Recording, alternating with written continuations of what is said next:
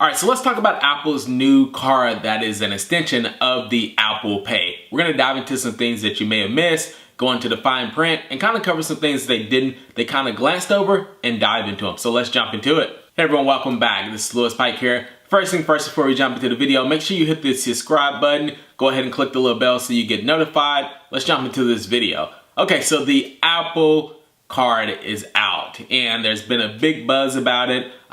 They've definitely reinvented some things or kind of revolutionized some things with credit cards. So we're going to jump into it. I definitely think it may change the game, but there's definitely some things that you want to be aware of before going out and getting one of these credit cards. All right, so first thing, so you still have to qualify for the Apple card. It's not like Apple Pay where everyone has access to Apple Pay. You just put in your current cards into it and set it up.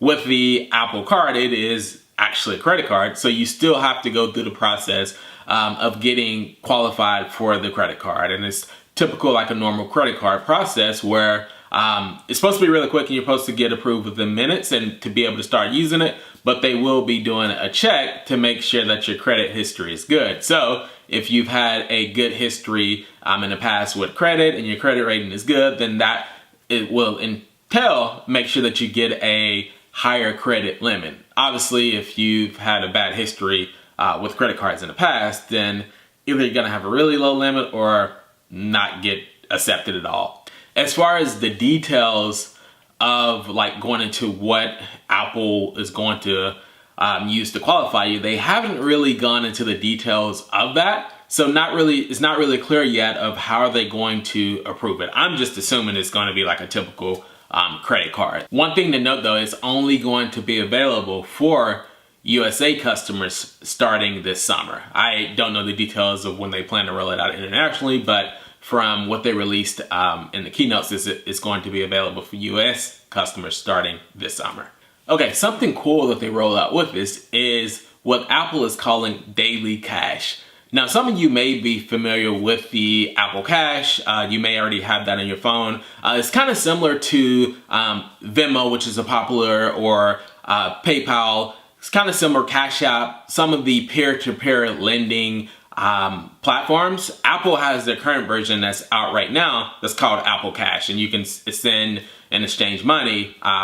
You know, when you go to friends, whether you're splitting a tab or splitting an Uber, you can send cash that way. So if you have an Apple device, you've probably seen that on your account. But with the Apple card, you're going to be able to start reoccurring or receiving those daily cash bonuses right away. So unlike a credit card where you get points at the end of the month for your purchases, or some offer cash back rewards at the end of the month, Apple is going to roll these rewards out to you daily.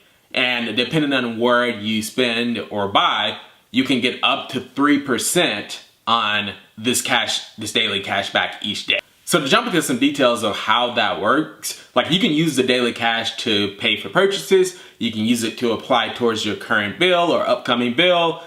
You can use there's really no limits to where you can use the Apple Cash. You can use it on websites, wherever you want to use the Apple Cash. So basically the way it works is the highest tier is the 3% cash back.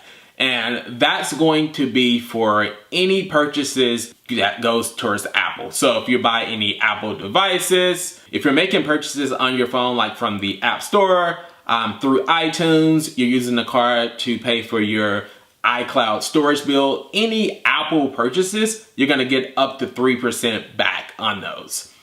The next tier is going to be 2%. And 2% is gonna be anytime you use Apple Pay to make a purchase, then you're going to get 2% back. And that's going to be anywhere that accepts Apple Pay. I know for me here locally, I usually use it if I go to Target, if I go to Whole Foods, I know you can use it with Lyft. So anywhere you use Apple Pay, you'll get up to 2% back. And then the last tier is going to be the 1%, where it's going to cover, you'll get up to 1% back. So anywhere that doesn't accept Apple Pay, then you can use it there and you can still get 1% cash back. Pretty simple, right? Now, Apple says there is no limit to the daily cash back, but actually there is a limit to the daily cash back. So for example, like I said, it's going to be set up like a typical credit card. So obviously if you have a credit limit on your account, there's going to be a limit to the amount of daily cash that you can earn. So for example, if your credit limit is $3,000, the max that you'll be able to earn is $90 during a pay period, during a credit limit period. I'm guessing though, maybe there's a workaround to where you could spend up to the limit and then pay the card off and then spend again. But I don't know very many people who do that with credit cards. And just a credit card tip, I don't recommend, just for credit history purposes, I don't recommend exceeding the range of your credit utilization depending on your credit limit and depending on how many credit cards you have, in order to keep and maintain a good credit score to not get dinged. It's best not to exceed, I've seen anywhere from 25 to 50% utilization. I usually like to stay, if I'm using a credit card, I usually like to stay within the 30% utilization range. So that means if, for example, if I have a credit card with a $1,000 credit limit on it, then I don't exceed $300 at any given point of that 1,000 as far as my utilization. If you have a credit limit of $10,000, then the max cash back that you can earn, say you spent $10,000 that month, the max that you can earn if you spend it all on Apple purchases is $300 during a given period. Now, credit limits are typical for credit cards, so it's a standard thing that they have in place, unless you use something like a charge card, which American Express has, which you, in most cases, depending, they say there's no limit on it, but obviously there is some gauge there. You can't just go spend, $100,000 to $200,000 in a month. I don't know, depends on how deep your pockets is, but obviously they say no limit, but for the regular consumer, you're probably not going to be spending that much. Now, if you have a business, then again, there may be some expenses where you have a higher limit on that card, but they kind of judge it based on your month-to-month spending history. One of the cool features that I thought they rolled out, and I think more credit card companies should do this, is to keep an eye, you're able to keep track or keep an eye on how much interest you're going to actually pay. So they have a little meter on the actual phone where you can go and see based on how much of the credit card balance you pay, it shows you how much interest you're actually going to pay on that charge. For me personally, typically I only have a few credit cards that I have set up, and if I do use that credit card, I always pay the balance at the end of the month, the full balance. So if I don't carry a balance, I don't want to pay interest,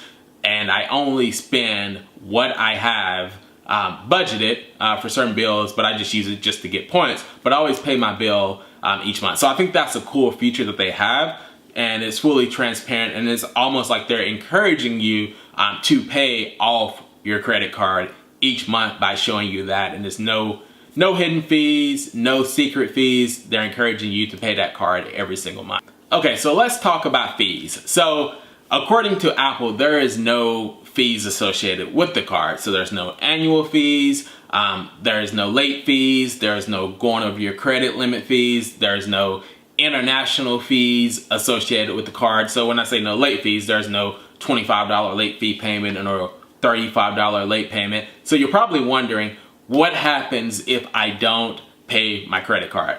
Let me start by, first of all, even though you're not getting a fee, if you don't pay your credit card, it's not good for your credit. So you're gonna get dinged on your credit. So definitely wanna make sure you pay your credit card. So if you're wondering like, how's Apple gonna collect their money? That's one of the reasons. So don't ruin your credit trying to avoid fees or not paying your credit card with Apple.